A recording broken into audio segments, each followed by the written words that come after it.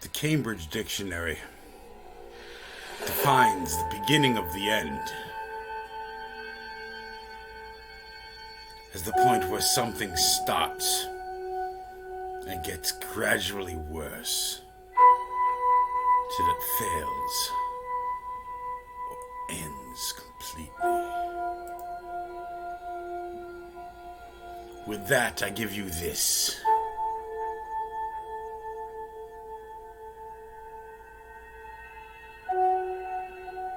From the Andromeda strain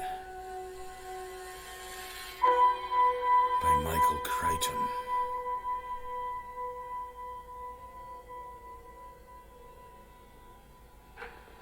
Day 1. Contact. The City of Lost Borders. Man with the binoculars. That is how it began. With a man standing by the side of the road on the crest, overlooking a small Arizona town on a winter night.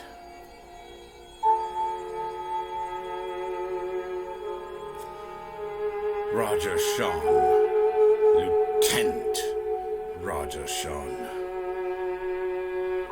must have found the binoculars difficult. The meadow would be cold, and he would be clumsy in his fur parka and heavy gloves. His breath hissing out into the moonlit air would have fogged the lenses, and he would be forced to wipe them frequently,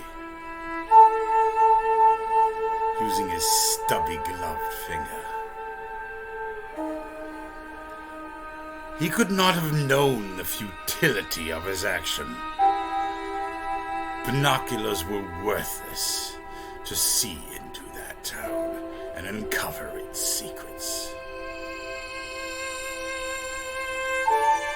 He would have been astonished to learn that the men who finally succeeded use instruments 1,000,000 times more powerful than binoculars. There was something sad, foolish, and inhuman in the image of Sean leaning against a boulder, propping his arms up on it, and holding the binoculars to his eyes. Though cumbersome, the binoculars would at least feel comfortable and familiar in his hands. It would be one of the last familiar sensations before his death. We can imagine and try to reconstruct what happened to him from that point on. Lieutenant Sean swept over the town, slowly and methodically. He could see it was not large, just a half-dozen wooden buildings set along a single main street. It was very quiet. There were no lights, no activity, and no sound carried by the gentle wind. He shifted his attention from the town to the surrounding hills. They were low, dusty, and blunted, with scrubby vegetation and the occasional yucca tree, crusted in snow. Beyond the hills were more hills, then the flat expanse of the Mojave Desert, trackless and vast. The Indians called it the City of Lost Borders.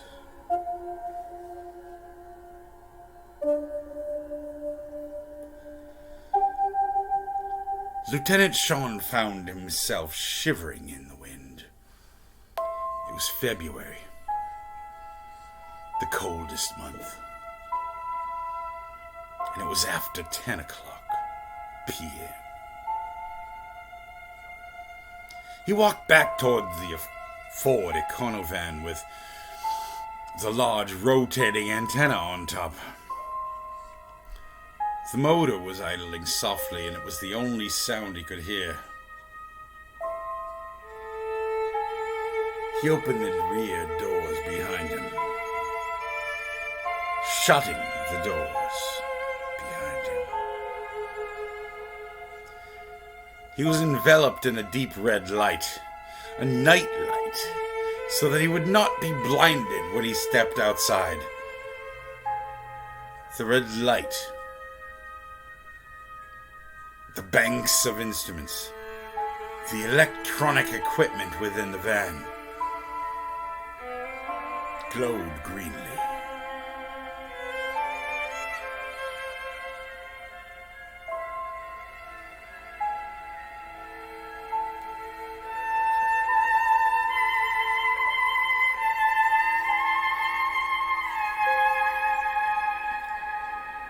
Private Lewis Crane, the electronics technician, was there, also wearing a parka.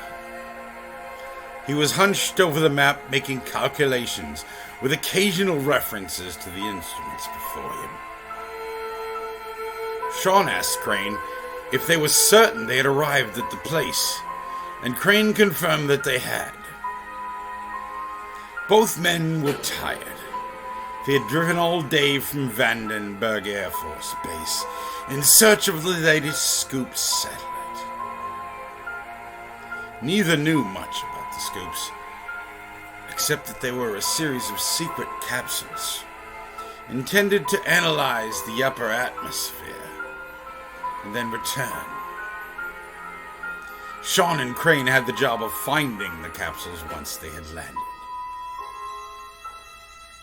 In order to facilitate recovery, the satellites were fitted with electronic beepers that began to transmit signals when they came down to an altitude of 5 miles.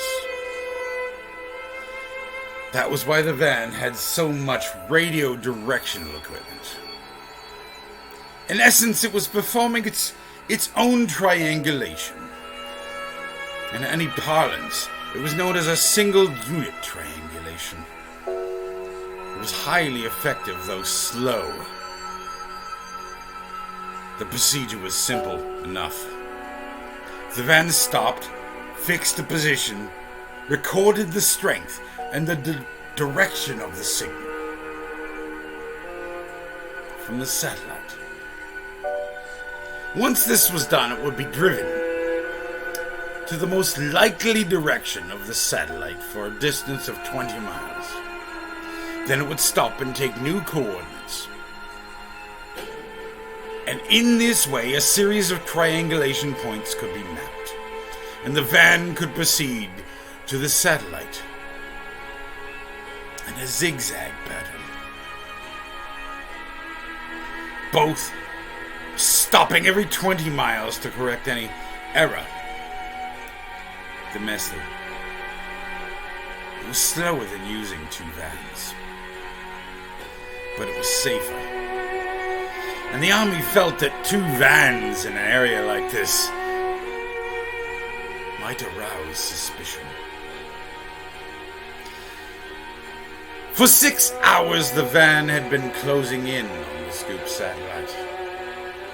And now, they were almost there.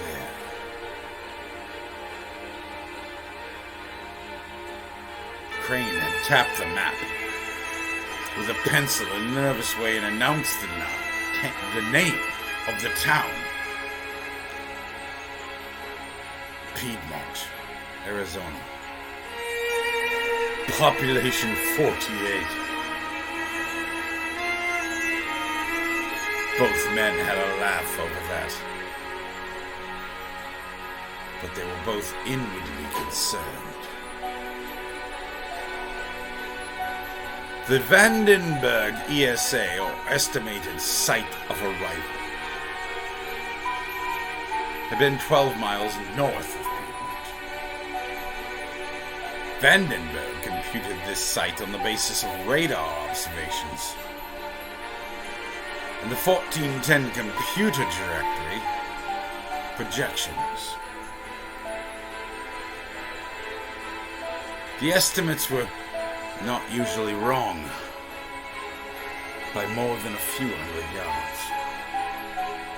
Yet there was no denying that the radio directional equipment which the satellite had located, the beeper, had located it directly in the center of the town. Sean suggested that someone from the town might have seen it coming down. It would have been glowing in the heat and they might have retrieved it, bringing it directly into the heart of Piedmont. This was reasonable, except that a native of Piedmont would happen upon an American satellite falling fresh from space would have told someone. Reporters, police, NASA, the army. They would have told someone. But they had heard nothing. Sean climbed back down from the van with Crane scrambling after him, shivering as the cold air struck him.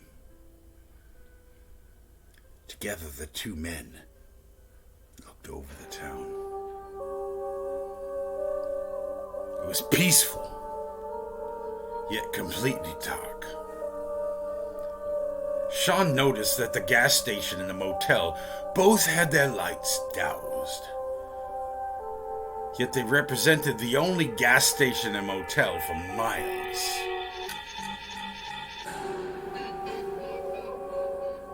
And then Sean noticed the birds. In the light of the full moon, he could see them. Big birds, gliding in slow circles over the buildings, passing like black shadows across the face of the moon. He wondered why he hadn't noticed them before, and asked Crane what he made of them. Crane said he didn't make anything of them, and joked as he added, "Maybe they're buzzards."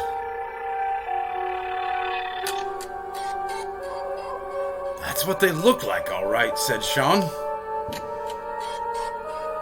Crane laughed nervously, his breath hissing into the night. "But why would there be buzzards here? They only come when something's dead."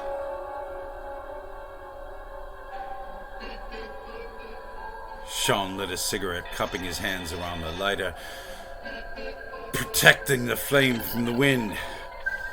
He said nothing, but looked at the binoculars, the outlines of the little town.